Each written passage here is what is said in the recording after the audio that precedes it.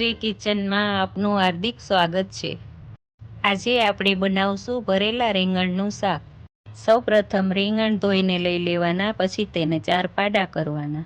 કાશ્મીરી લાલ મરચું, ધાણા જીરું, ચવાણાનો ભૂકો, ટામેટા, ગોળ, કોથમીર, લસણવાળી ચટણી, મીઠું બધું મિક્સ કરી તેમાં 1 પાવરું તેલ નાખવાનું। હવે આ તૈયાર કરેલો મસાલો રીંગણમાં ભરી લેવાનો। 4 પાવરા તેલ મૂકવાનું। અડધી ચમચી રાઈ, અડધી ચમચી મેથી, અડધી ચમચી જીરું એ નાખીને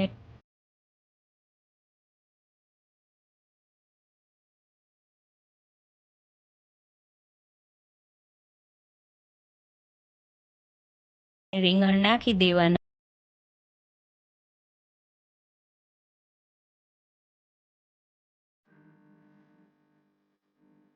પછી વધેલો મસાલો નાખી તેને હલાવી અને 1 ગ્લાસ પાણી નાખીને કુકરની 4 સીટી પાડવાની।